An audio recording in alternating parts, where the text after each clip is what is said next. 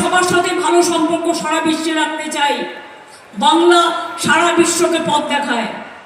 কিন্তু পাকিস্তানের defence minister যখন বলে কলকাতাকে টার্গেট করব, কলকাতাকে অ্যাটাক করব, সেই কথাটা নরেন্দ্র মোদী কেন বাংলায় এসে কালকে বললেন না যে উইল টেক স্ট্রং অ্যাকশন? মুখ চুপ করে বসেছিলেন। তার কারণ ব্লুপ্রিন্ট রেডি। আর একটা পয়গাও ইলেকশনের আগে লোক দেখানো, ছদ্মবেশী খেলা, ছলনা। বাংলার মানুষকে টার্গেট করলে বাংলা দিল্লিকে টার্গেট করবে। কেন আপনি পাকিস্তানের বিরুদ্ধে স্টেপ নিলেন না? ডিফেন্স মিনিস্টারকে দিয়ে কে বলিয়েছে কথা? তদন্ত চাই, কারা বলিয়েছে? আপনি কেন তাদের বিরুদ্ধে অ্যাকশন নেননি? কলকাতাকে যদি টার্গেট করার কথা কেউ বলে, আমরা অ্যাজ এ ইন্ডিয়ান সিটিজেন আমরা মানবো না।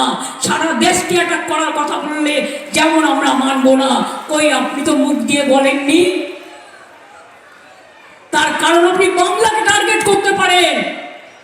আর পাকিস্তানের ডিফেন্স মিনিস্টার যখন বাংলাকে টার্গেট করবে বলে, তখন আপনি চুপ করে বসে থাকেন, মুখে প্লাস্টার লাগিয়ে বসে থাকেন। লজ্জা করে না?